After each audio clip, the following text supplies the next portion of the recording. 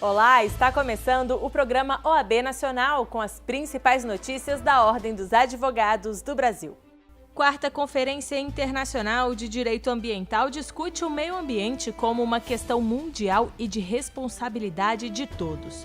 Com saldo positivo, o primeiro dia de debates sobre meio ambiente reúne cerca de 1.000 pessoas atentas aos temas dos painéis. E mais, OAB participa no STF de seminários sobre a liberdade de imprensa. Você vê tudo isso agora no programa OAB Nacional.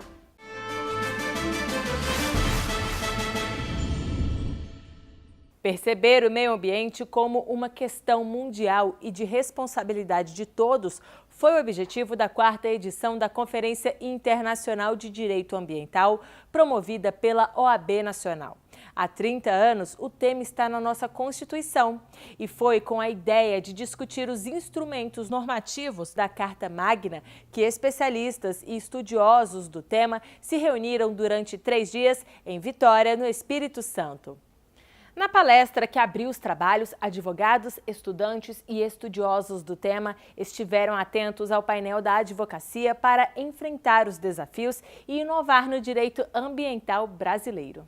A função ambiental da advocacia no enfrentamento dos desafios e na busca pela inovação do direito do meio ambiente foi o foco da palestra magna de abertura da quarta edição da Conferência Internacional de Direito Ambiental.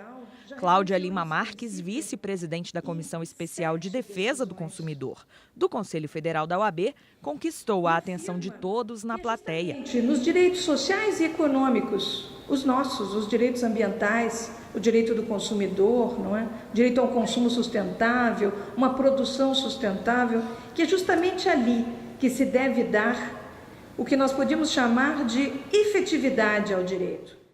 A professora apontou a proibição ao retrocesso como importante ferramenta de garantia ao meio ambiente e criticou a dificuldade de aplicação desse princípio no sistema judicial brasileiro.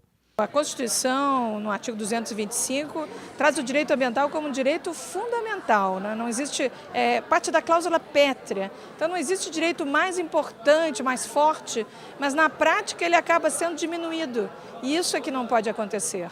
Nós não podemos aceitar que o poder público, e uma vez que o 225 ele se dirige diretamente à coletividade. Então o direito ambiental é de todos nós e todos nós somos responsáveis por essa atuação. Cláudia lembrou também de 2 projetos de lei que, segundo ela, estão parados no plenário da Câmara dos Deputados. Os projetos vinculam a defesa do meio ambiente à Política Nacional de Defesa do Consumidor e seriam um importante meio de garantir a vedação ao retrocesso. Outro ponto destacado durante a palestra e criticado por ela é o fato de que, quando se trata de direito ambiental, a sociedade está sempre correndo atrás do prejuízo e da reparação de danos. Só que realmente o dano ambiental, uma vez acontecido, ele já é ruim.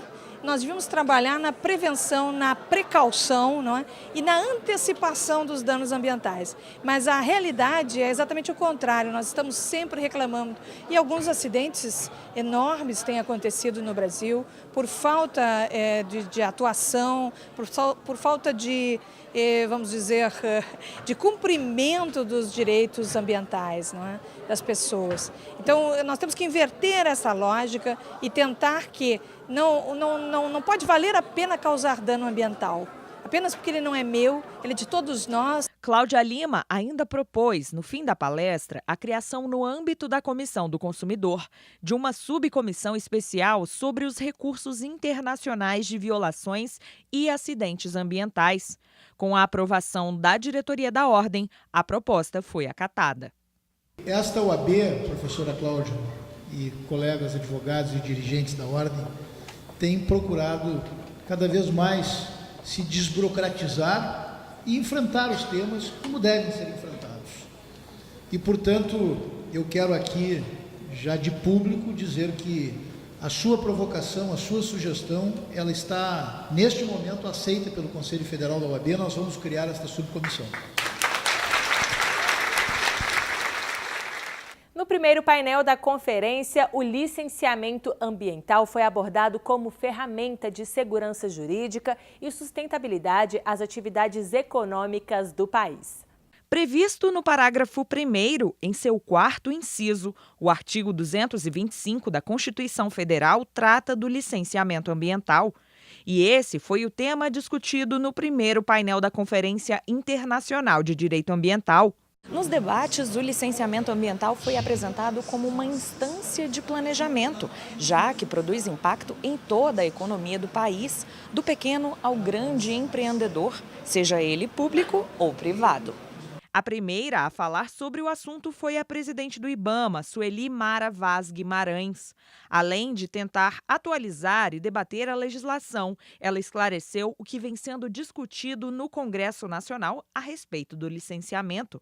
Com vasta experiência no assunto, a presidente do IBAMA defendeu a criação de uma lei específica sobre licenciamento ambiental, como ferramenta para a execução de empreendimentos corretos. Isso porque, segundo ela, existem várias normas que abordam a questão, mas que são aplicadas de formas diferentes. Nesse quadro, ocorre muito conflito normativo, gente. Então, você tem várias leis estaduais que conflitam com resoluções CONAMA, você tem indefinição do que exigir nas diferentes fases, você tem denominações diversas para o mesmo tipo de licença. Então, é esse quadro que me leva a ter defendido durante toda a minha carreira a existência de uma lei básica, uma lei quadro. A demora na concessão das licenças ambientais, objeto de reclamação daqueles que precisam das autorizações, foi justificada por Sueli. Problemas técnicos nos estudos ambientais, a ação dos órgãos intervenientes são alguns dos empecilhos listados por ela. Já o professor da Universidade Federal de Alagoas, Andréas Joaquim Creu, apontou que as regras existentes hoje sofrem de grave ausência de especificações. Para ele, se a lei federal fosse mais expositiva quanto às exigências para a concessão de licenciamento, o Brasil teria uma dogmática jurídica mais positiva, o que facilitaria a argumentação quanto às decisões de concessão. Se tivéssemos mais conceitos na própria lei parlamentar, eu logo digo aqui nas leis estaduais também normalmente não tem esses dispositivos, nós poderíamos, através dessa medida, fortalecer a própria dogmática jurídica, porque hoje as decisões sobre licenciamento são bastante imprevisíveis. Argumentos utilizados para seu solucionamento estão quase perdidos, simplesmente porque não se referem aos mesmos conceitos legais. Os desafios das obras de infraestrutura e dos parâmetros constitucionais de proteção do meio ambiente guiaram as discussões no segundo painel em Vitória. Para os palestrantes, a questão de infraestrutura é essencial para o desenvolvimento social e econômico do país. Flávia da Costa Limer, professora da Pontífica Universidade Católica do Rio de Janeiro, teve uma palestra baseada no artigo 177 da Constituição, que trata dos recursos minerais de monopólio da União, destacando a questão sobre o gás de fontes não convencionais. O assunto está diretamente ligado à questão de infraestrutura do meio ambiente, principal tema do segundo painel da conferência. Com uma explicação detalhada sobre como o gás não convencional e o petróleo são produzidos na natureza, a professora defendeu a criação de uma nova técnica de extração do tipo, o que faria do Brasil um país autossuficiente nessa produção. A gente sabe que sustentabilidade é um caminho longo, a gente sabe que, na verdade, a gente precisa de recursos para chegar à sustentabilidade e a gente não pode negar que petróleo e gás são essenciais para a economia do Brasil. Se a gente levar em consideração o shale gas, que é a aposta dos Estados Unidos e da Noruega para os próximos 4 ou 5 anos em gás, a gente provavelmente vai passar para o segundo país produtor de petróleo e gás no mundo. E isso vai ter um impacto financeiro, mas também um impacto ambiental, óbvio, no país. Os desafios das obras de infraestrutura e dos parâmetros constitucionais de proteção do meio ambiente deram o tom da palestra da desembargadora federal do TRF da Terceira Região e professora da PUC de São Paulo, Consuelo Yoshida. Ela fez uma apresentação mostrando os problemas do ponto de vista dos investimentos e dos impactos gerados pelas obras de infraestrutura. A desembargadora apontou que os projetos de infraestrutura geram enormes ganhos sociais, mas podem ser responsáveis por custos externos ambientais significativos no espaço e no tempo. Segundo ela, é praticamente impossível evitar a judicialização do tema, como temos visto hoje. Lei complementar 140, não adianta, nova lei do licenciamento que não vão evitar. Então, eu vou tentar dizer por que não dá para evitar judicialização, conflitos, está lá na base. E muita coisa tem a ver, então, com o que a gente chama de semiótica, não é? Que é esse uso de expressões que a gente chama de conceitos jurídicos, ou, segundo o Nery, conceitos legais indeterminados, e, por outro lado, a necessidade de preenchimento de critérios técnicos, porque senão a gente não tem noção. Já o presidente da Comissão de Meio Ambiente da OAB São Paulo e professor do tema no mestrado da Uninove, Celso Fiorillo, deu ênfase ao avanço da advocacia ambiental no Brasil durante os 30 anos de constitucionalismo ambiental. Uma das questões levantadas pelo estudioso é de que é preciso lidar com o direito ambiental como uma grande conquista do princípio da legalidade. A Constituição diz há 30 anos que os bens ambientais existem para ser usados em proveito da população. Mas o direito ambiental ao longo desses 30 anos sofreu dois problemas. O primeiro, no primeiro momento achavam que era um direito público, administrativo do Estado, o que é uma farsa. Então, é um direito equilibrado, é um direito que enfrenta os percalços e vai firme e seguro, né, para mais 30 anos de Constituição Federal. Considerados dois vilões quando o assunto é meio ambiente, a mineração e o agronegócio também foram debatidos por especialistas que apontaram a necessidade de desmistificação dos temas que muito contribuem para o Brasil. Com vasta experiência quando o assunto se trata de mineração e meio ambiente, a presidente da Comissão Nacional de Direito Ambiental do Conselho Federal, Marina Gadelha, tratou de uma especificidade do direito minerário, o arbitramento de renda. Aquele que está pesquisando o minério e o dono da terra, que se chama superficiário, se entendam. Normalmente, eles se entendem através de um contrato, apenas demonstram junto à Agência Nacional de Mineração que se entenderam. Quando eles não conseguem se entender, é necessária uma ação de arbitramento de renda para que eles se entendam diante do judiciário e aí a pesquisa mineral possa se realizar. Tem alguns estados em que a atividade mineradora não é tão expressiva. Os magistrados, até porque o direito minerário não é um direito que as faculdades ensinam no Brasil, por exemplo, não tem essa habilidade e acabam cometendo erros que prejudicam as duas partes.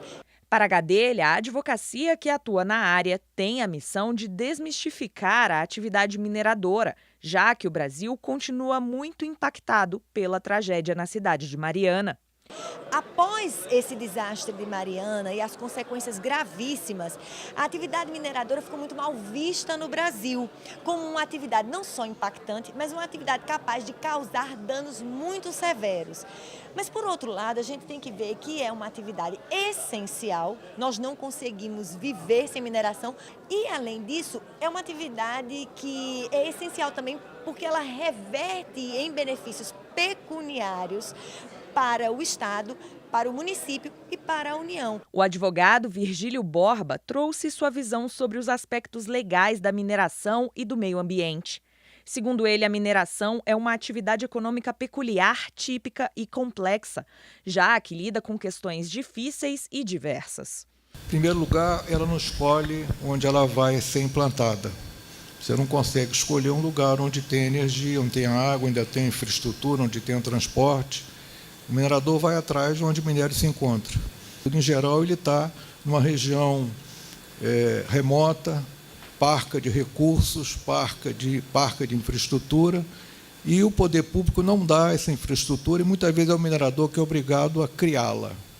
Em seguida, mostrando a realidade da mineração colombiana, quem falou foi o diretor de pesquisas do Departamento de Direito de Mineração da Universidade Externado da Colômbia, Milton Fernando Montoya Pardo. Segundo ele, a mineração ilegal é um dos principais desafios sociais, ambientais, econômicos e de segurança hoje no país latino-americano. La minería ilegal no se combate exclusivamente con la policía o con el ejército. La minería ilegal tiene que combatirse con una política de Estado. Esa política de Estado debe integrar diferentes tipos de autoridades, autoridades mineras, autoridades ambientales, autoridades de policía, ejército, autoridades penales, pero también tiene que contar con el apoyo de las comunidades locales y de las autoridades locales. Es un problema de todo el Estado que como tal debe actuar conjuntamente y de manera coordinada para poder combatirlo. Considerado um vilão quando o assunto é meio ambiente, o agronegócio foi o tema do painel 4. E nesse contexto, a utilização de agrotóxicos foi o foco da palestra do professor da Universidade Federal de Santa Catarina, José Rubens Morato Leite. O Brasil é considerado o maior consumidor de agrotóxicos do mundo, de acordo com Morato Leite. E segundo o boletim anual do Instituto Brasileiro de Meio Ambiente e dos Recursos Naturais Renováveis, em 2016, o país produziu mais de 510 milhões de toneladas de ingredientes ativos para agrotóxicos e importou mais de 420 milhões, apesar desses agrotóxicos serem proibidos na União Europeia e nos Estados Unidos. No Brasil, são utilizados largamente. Com um viés crítico, ele falou sobre os produtos fitossanitários, trabalhando a hipercomplexidade da regulação do agrotóxico no país. Nós temos que sair de um precedente que o Brasil é o principal utilizador de agrotóxico, né?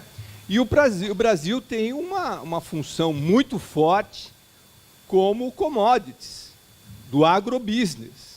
Então, o direito ambiental, ele lida com o fato consumado. E nós estamos permitindo danos. Nós precisamos pensar no direito ambiental ecologizado, porque é fundamental para o planeta nós termos as funções ecológicas preservadas em relação à geração futura. A Constituição Ambiental garante a proteção de alguns espaços territoriais e seus integrantes para preservar a biodiversidade desses lugares. Florestas, reservas biológicas e extrativistas são algumas delas. A última mesa de discussões do primeiro dia de painéis acerca do meio ambiente convidou participantes a refletirem sobre a questão.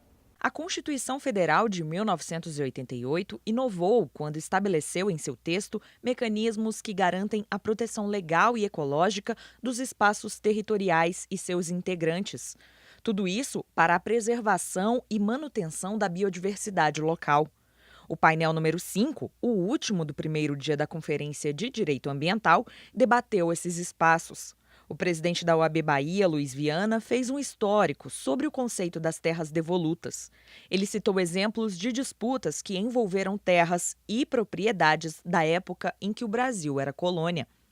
A gente tem uma realidade fundiária anterior à Lei de Registros Públicos e algumas anteriores à própria Lei de Terras de 1850.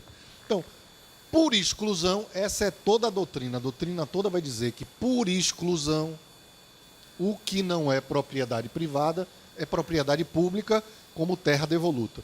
Se a gente pensar ecossistema como um conceito, ecossistema natural, que diz a Constituição, como um conceito elástico, que fosse capaz de envolver todos os ecossistemas do Brasil, que são vários, todas as terras seriam disponíveis, porque todas estão localizadas em algum ecossistema. Os cerca de 7.400 quilômetros de litoral brasileiro e sua regulação foi o assunto levantado pelo presidente da Comissão de Direito Ambiental da OAB do Rio de Janeiro, Flávio Hamed. Segundo ele, 50 milhões de pessoas vivem ao longo da costa brasileira, a área que possui um grande valor ecológico e econômico. Por isso, há necessidade que a União permita a gestão das praias urbanas pelos próprios municípios, com planos de gerenciamento costeiros específicos.